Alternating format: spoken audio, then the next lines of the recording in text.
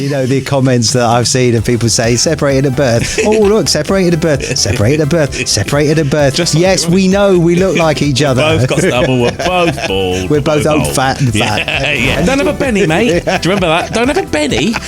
Miss Diane, she says, whether you fancy a taste of Deirdre Barlow's fudge.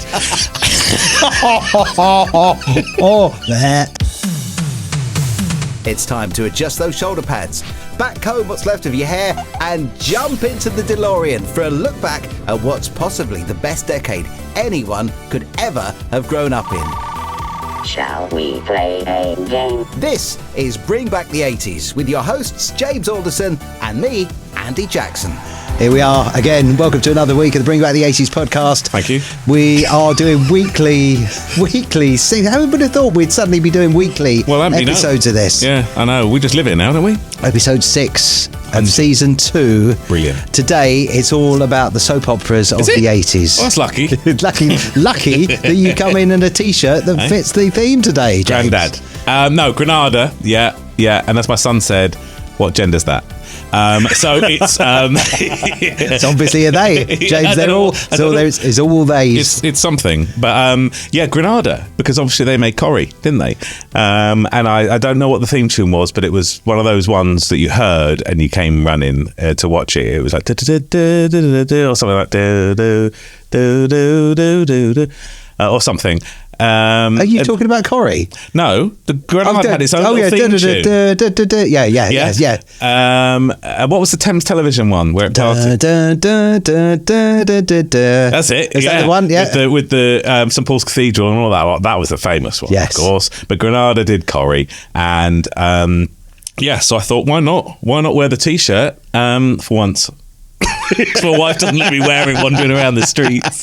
But yeah, good old Corrie. Old Corrie. We're doing soaps, and of course, Corrie is the big one, isn't it? It is the king of soaps, or would it be the queen? I suppose it'd be the queen of soaps, wouldn't it? I guess so. Yeah. It's the ultimate, and it's the one. Even as a kid, well, now this is the thing. As a kid, it was huge. Is it big now? I think it is. Are soap operas as big though? I've never, I've not watched it since back in the days of people getting hit by trams and things like that, which is a very long time ago. Yeah. But that is one of the ones we're doing. There's also a clue to one of the ones we might be doing by your attire. If you're watching on YouTube, you can obviously see. If you are just listening to this on the podcast on your favourite podcast app, James is sporting I'm colourblind, but I think it's a green kind of beanie kind of cap sort of thing, which was featured in another very famous TV soap from back in the 80s. Yeah, am I allowed to mention it? You are allowed. Crossroads. Yes. Crossroads, I am Benny. Don't have a Benny, mate. Do you remember that? Don't have a Benny. Miss Diane. So, I'm upset how much I look like him with this green hat on. But yes, it was his trademark, wasn't it? And Crossroads was going since, I think it started in the sort of late 60s. It started a long time ago. The early ones of Crossroads were black and white. Were they? So they were like, it was that old, and it carried on. I think its heyday was in the 80s. Yeah. And then it finished at the very end of the 80s, and then they brought it back in the noughties, and it was just nobody was interested. Well, this is the thing. I think soap operas, the 80s epitomised the soap opera era, I think. All the soap operas were huge in the 80s, maybe into the 90s. But there's no soap opera. The Hollyoaks was the latest soap opera to start, I think, if you could consider it. I guess you could consider it a soap opera. But that was 90s, I think, that started, or late 80s, early 90s. What other soap operas have we got? I mean, Doctors, maybe? Is that a daytime? I don't know. It's a daytime thing. 90s, it's not really a thing, is it? No, would you call Neighbours a soap? I suppose Neighbours is a soap as well. Yeah, I think so. But that's still going in on Amazon, although it did stop for a year or two. It stopped for a month, didn't it? Oh, did it? They said, we're all ending. It's the last ever one. And then literally a month later, we're reuniting to go onto Amazon. Who'd have thought that was a setup, eh? But so that's what we're up to today. We're doing all the soaps, some from this country, some from further afield. Yeah. Before we do that, though, I just want to say thank you very much to everybody who's written in with our mystery sound of the 80s. It was a mystery. Let's just give you a little reminder of what it was last time around. It's the mystery sound of the 80s. And this is what it was. It's coming any second now.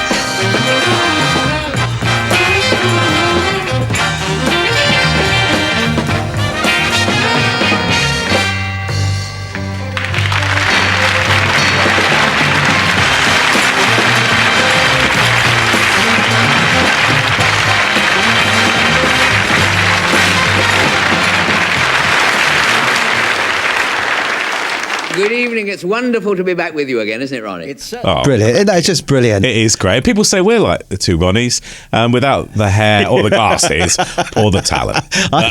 Do you know the comments that I've seen of people say separated at birth? Oh, look, separated at birth, separated at birth, separated at birth. Just like yes, we know we look like each other. Both got stubble. We're both bald. We're both old, old. fat, and fat. Yeah. So thank Get you. it. Thank you. But yeah, Two Ronnies is a classic, isn't it? Ronnie Barker was one of the comedy geniuses of our time, if not ever. Just an absolute genius of comedy.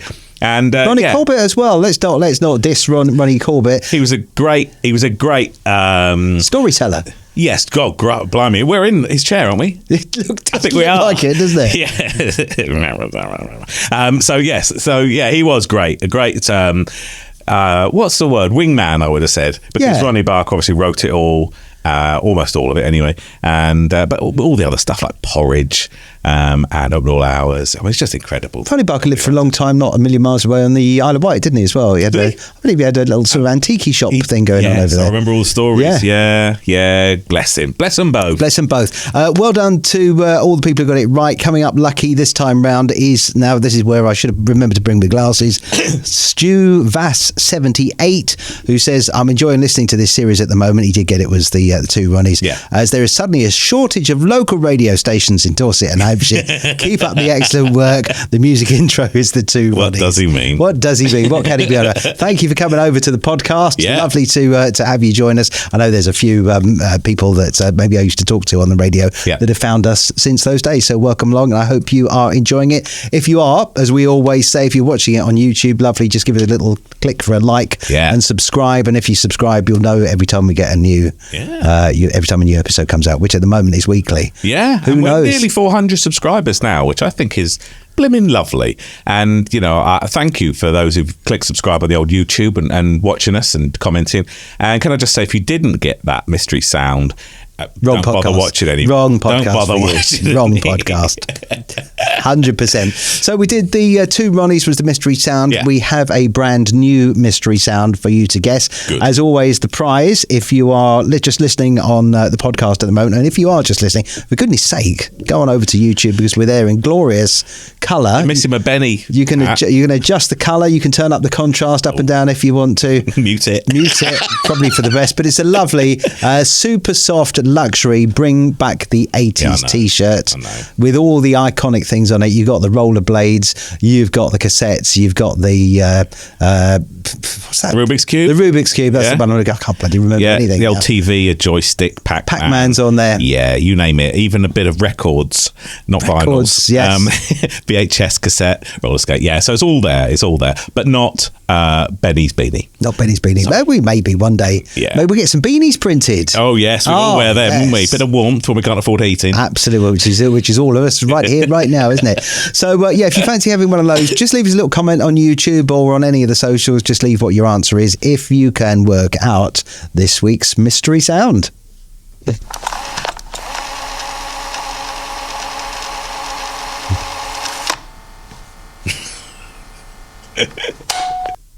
What was that last bit? I like that. Yeah. Do you like it? Yeah. Do you get it? Okay, so if you know where that is, just leave us a little comment. We'll do the draw, and the winner will be announced in the next podcast as per usual. So that's our mystery sound done. Still to come, we're going to delve into the first of our clips as well, because we always like to bring a little clip every now and then. Yeah. And I'm going to start off with the one that, of course, you started with today. You've worn the T-shirt to do it. Now, when we had the interviews the other day, Gordon, Mr. Lewis, made some interesting proposals for the changing and the development of the character of this place. I can imagine. But both George Newton and myself felt that the Rovers has had enough chopping and changing for a while. We want the Rovers to continue much as it is now. And that's mainly why we think you're the right person for the manager's job. Me? You're not giving it to Gordon? We'll be using Gordon's talents elsewhere. George and I both think that you can do a very good job here. There we go. Amazing. Rovers return. Bet Lynch becomes the... Who would have thought? Oh, Bet shock Lynch, horror. yes. Well, and the set there, very reminiscent, obviously 80s, but very reminiscent of everybody's grandmother's house where with the old 40s, 30s, 40s furniture still lingering. That wasn't... Everybody remembers their childhood and their youth when they were in people's houses, but there was very rarely 80s furniture. There was no IKEA, so there was where were you going to go to get your new furniture? The sturdy furniture that your grandparents had, and even your parents, was from the 30s, 40s and 50s. And so that stuff, that dark mahogany or whatever it was, walnut, buffed walnut, which we all love, it's just great. It's just so indicative of the 80s. Good old Betledge. I've got here obviously an 80s TV Times television quiz game. We haven't got time to play it now. I'll hold it there. Look at the that. Camera. She's on there. She's on there, bless her. Yeah, bless her. The feisty landlady. What's her middle name? Who knows? So so we've got all sorts on here, including the good old Joan Collins. But yeah, some cracking. Look at that. I mean, that's got everything in there. The spinners, the cards, unused obs. We'll play that on our final episode. I'm surprised it's still not got the cellophane shrink wrap TV around it. No. So yeah, Minder, crikey. That was actually the most watched episode at the time when that went out. Over 20 million people tuned in to find out if she gets the job. Out if she got the job. Yeah. And she did 21.4 million viewers based on a single showing. So there was no catch up in those days, obviously. So that was the most watched show in the entire show's history. And I think it shows you what brilliant writing it was. I mean, obviously we had limited channels to watch, but what brilliant writing where we were drawn into the storyline of Bet wanting to stay on and be employed and not leave the soap, potentially. And now it's someone's murdered, a plane crashes, someone's on fire, someone's, molested or crashes a car or something to get the viewers. And back then it was, has she got the job? Has she got a job? Has she got a job? In the 80s, someone's got a job. Jesus, this is brilliant. If Bet can get the job, you can. Get out there and go to the Dole office. It's strange as well, though, that the people who owned the brewery obviously were not Northerners. They were very posh Londoners. Yeah, of course it was. It's the Southerners ruining everything for the Northerners. Yeah, it's a story. And obviously that probably would have the height of all of the turmoil from London mistreating the North. So it probably was the coal miners and Scargill and all this stuff kicking off. So that's right. Go on, Bet, get the job. Well done, lass. That was actually on the 2nd of January in 1985. That one came out as well. So I'm guessing that would have been like I'm guessing, I can't remember, obviously. I was alive, but only just. I guess that they would have done the cliffhanger bit before Christmas. Yeah. And then everybody tunes in the new year to see if Bet got the job. And very successful she was at it as well, wasn't she? She was great. She was fiery, wasn't she? She was fiery. She took no prisoners. No, she didn't. What I've got here, and maybe this is going to be a sideline of Bet's if she didn't get the job, is look what's cooking in Coronation Street. And this is free with Woman's Own magazine. So, but it goes through. This shows how prolific. You wouldn't get this now. Soaps were back then. This is a cooking guide. Look, she's got it there. She's there. She's telling you about a delicious meringue. So this is look. We've got all the characters from Coronation Street have each got a little dish they're taking you through. Is Betty in there with her hot pot? Oh no, I think she'd possibly croaked it by this point. Had she gone by then? It was in because it lived on. I remember even when she left in real life, the hot pot still a thing. It stayed on the menu. Well, here the explanation says whether you fancy a taste of Deirdre Barlow's fudge. As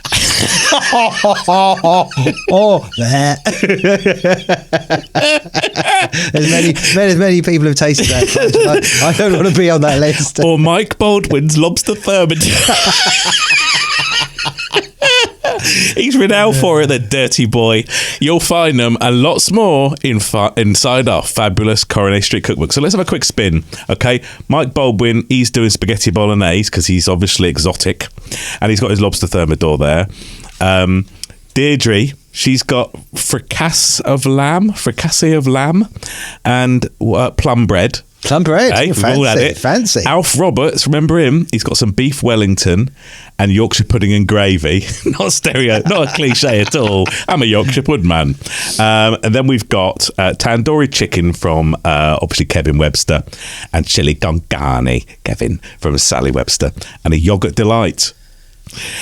Okay. Then we've got Mavis Riley, who's got a winter fruit flan and sesame salad. What the hell? And a frozen salad. A frozen salad? That's if you just put it in the wrong cabinet.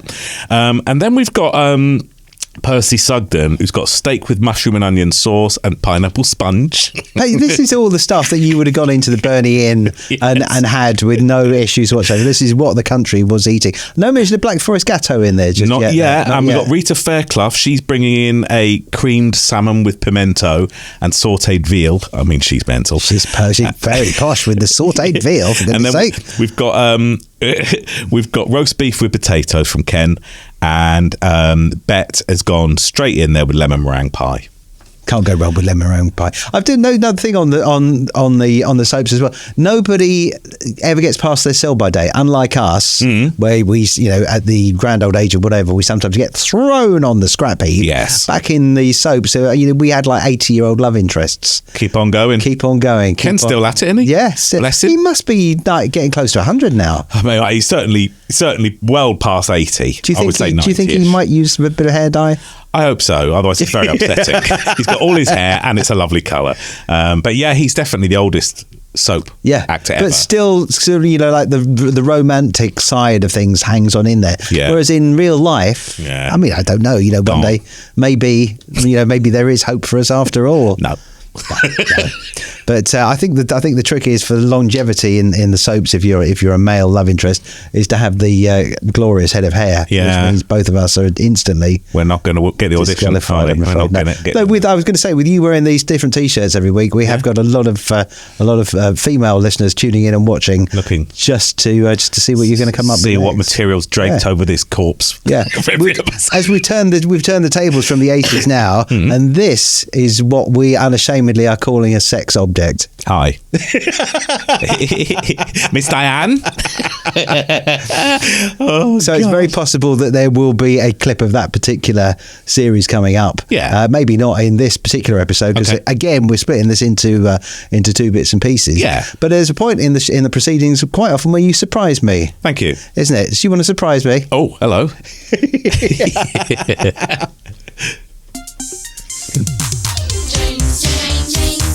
James's special lunchbox surprise. Well, you won't be surprised to know that I couldn't find anything to do with soap operas to surprise you with, but in there, I think we mentioned it maybe once in the earlier sweet and chocolate edition, but I thought we're going to test to see if these are the same as what they were back in the day, because we all remember them, and we're going to have a little fondle in my box, and we'll discover today if they're the same. I'm opening the Transformers red school lunchbox. I'm doing it ASMR style now, so you get the sound. Yeah.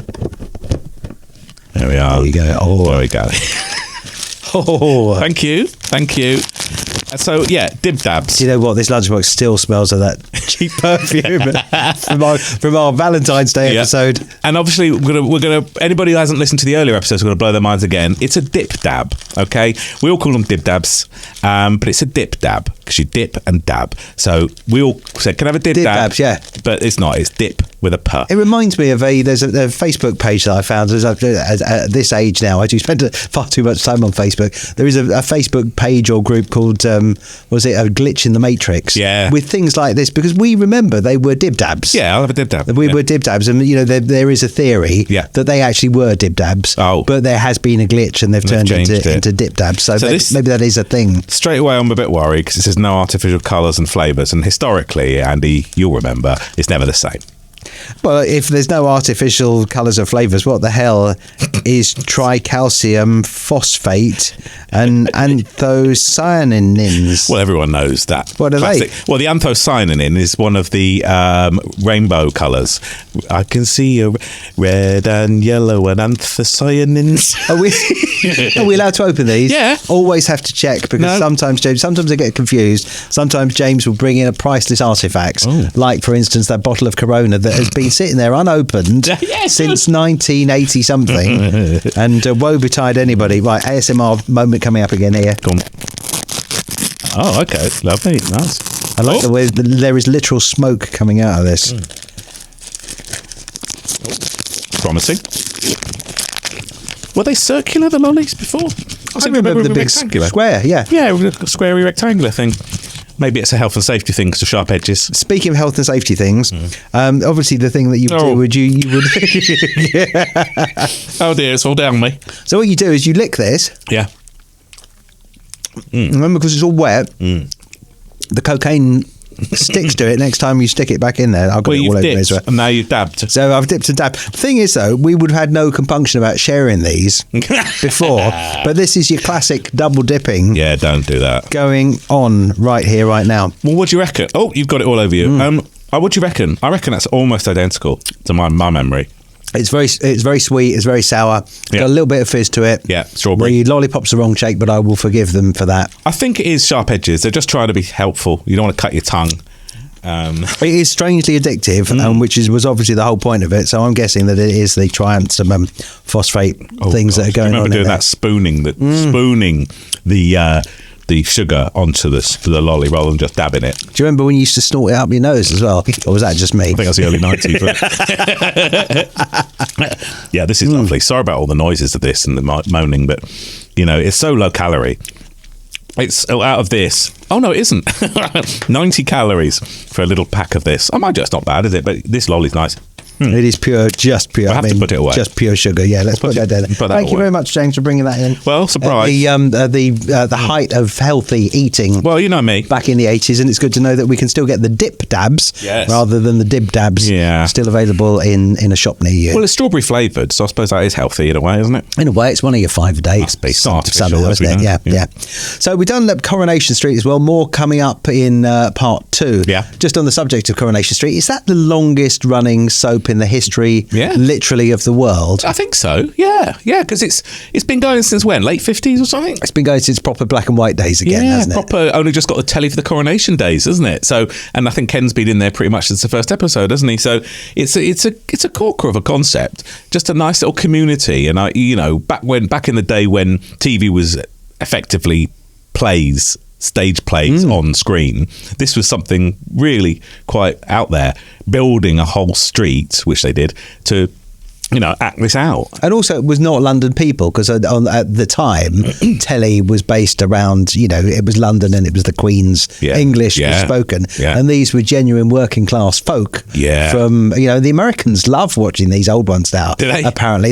Apparently this is streamed around the world. But they have to have subtitles. They do. But the Americans love the whole, they actually bill it as the northern working class, the struggle of that. We just thought it was a good story. Yeah, we did, because it had everything. It had everything that life had. It had the work, as you say, it was working class. You had Mike Baldwin, the entrepreneurial yuppie businessman kind of guy, and then it had all the workers working together, the seamstresses in the sewing, whatever. They'd have their moments where they would want to go on strike, wouldn't they? Yeah. But then they'd all come together. Yeah, and they'd all be friends with Mike Baldwin again if he wasn't shagging Deirdre on the side, and then there'd be some sort of hubbub, but from one neighbour to another, and someone would steal something from the corner shop, and someone would get really drunk in the Rover's Return. Jack Duckworth would rock up and say something uncouth.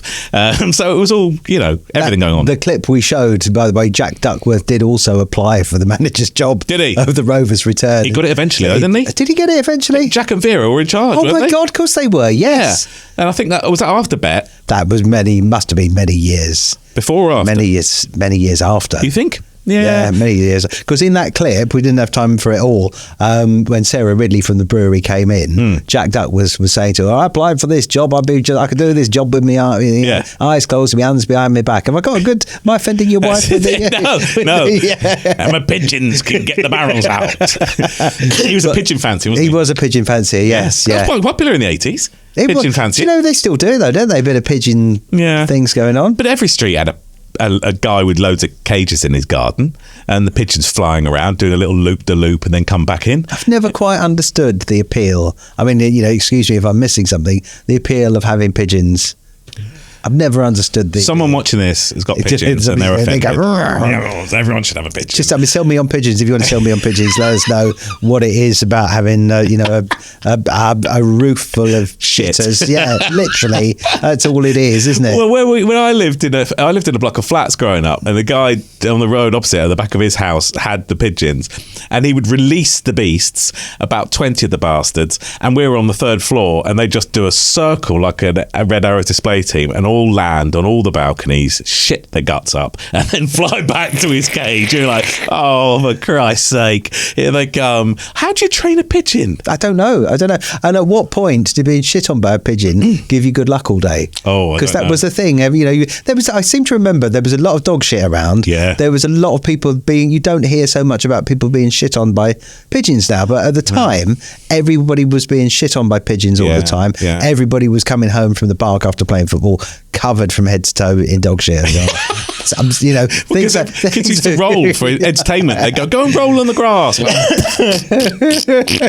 Yeah, mum. Yeah. Then the pigeon would come across whilst it's being trained, probably on a long lead, flying around the cut park, doing shits on everything. Yeah, that's a good point, actually. I remember the ravens at the Tower of London. That's good luck if they shit on you. Whether a pigeon is, I think that's bad luck. It's definitely bad luck if you get shit on. Definitely. On the subject of animals as well, from back in the day, obviously the pigeons were not as aggressive, and the seagulls were not as aggressive back then as they are now. No. If you go down to Swanage or whatever, and you're on the coast and you're eating your pasty or whatever, they will literally come and have it out of your hand. Yeah. But I also remember that on summer's days, we would be constantly fighting wasps off. Yeah. There would be whatever you do, just under your coke or whatever, you would be besieged by wasps. Where have all the wasps gone? Well, all the insects have gone. The seagulls, I think, like everything, they were politer back in the 80s. They said please and thank you, and they waited till you left, and then they invaded all your rubbish that you put in the bin neatly. But this is the thing. In the 80s, you fronted your car after a journey, you wouldn't be able to see it because of insects covering it. The windscreen, the bumper, that, yes. coated in, and you might have the odd wasp and bee wedged in the grill, and everything just all there. The back of the arse of the wasp still wiggling, trying to sting the life out of your Fiat. And now you can drive for as long as you want, and there's nothing. I'm sure it's nothing to do with pesticides and killing bees and all that gubbins. But yeah, there's definitely something happening. What's the biggest thing you ever came back that you found stuck to your car? I don't know. Because I had a badger once. I think I might hold the record on this. Go on. Because I'd come home back in the days when I was working on a well-known radio station in the south. I used to commute backwards and forwards from Somerset into Fareham every day, like a 2-hour journey. So I'd be going a long, long way. Yeah. But I arrived home once and I didn't realise, I didn't hear it, but there was actually a parrot that had embedded itself in the front grille of my car, and it was literally the back end of a parrot. A parrot? Where have you driven via? I don't know. Bermuda. It was a genuine parrot, and you don't know. You think, well, what does one do here? Wow. Because obviously it hadn't survived. Well, it wasn't a pretty polly anymore, was it? It hadn't survived the journey. But what do you do when you got a parrot stuck in your radiator grill? I don't know. What do you do? It's the start of a joke somewhere. There's no joke. Trust me, with me, there's never a joke. All you do is you pull it out, chuck it away. But there was a parrot in the car. There's my funny tale for today. No, that's not nice, is it? Poor Polly. But that's it. And on that bombshell, this is the end of part 1. What? Yeah, I know. Hasn't it just flown by? Half an hour's gone already, James. What we need to do, you see, is give everybody a week to catch their breath from the hilarity and the memories and the nostalgia, and just make sure that they've got enough time to recover from the memories that we're throwing their way of Corrie and our wonderful sweet surprises. We've come up with everything. We've done 80-year-old love interests. We've done parrots buried in cars. Food. We've done the food that tastes like allegedly cocaine or whatever, with every single base. Well, I was thinking more of the Coronation Street culinary delights I treated you, not the sugary, sniffy stuff. But yes, we've covered everything, I think. Yeah, I think we have. Listen, thank you very much for watching and listening. If you are a listener, watch us on YouTube. Please do. And if you like what you see on YouTube, press the subscribe button. Yeah. Press the thing that the little bell bell that lets you know whenever we've got a new episode that comes out. Yeah. And that way you'll know before anybody else that there's a new episode to watch. And as we always say, if you like it, share it with one other person, and then hopefully we might be able to hit I think our next benchmark is going to be 500 subscribers. We're rocking up there. We're certainly getting very close to 400. What I would like to say to everybody just listening is I'm wearing this Benny's beanie for you. So get on the old YouTubes and have a little look, because if this doesn't get you off, nothing will. Me, stubble, carrying extra timber in a Benny beanie. It's for you guys. Okay, so get on the old YouTubes and watch it and enjoy yourself. Treat yourself. Until next time, we'll say have a great week, and we will literally see you next Tuesday. See you, Dan. Thanks for listening to this week's edition. We'd love it if you could subscribe in your favourite podcast app, and don't forget there's a video version on YouTube too. You can contact us using the links in the show notes and on the YouTube channel, and we'll see you next time for another edition of Bring Back the 80s.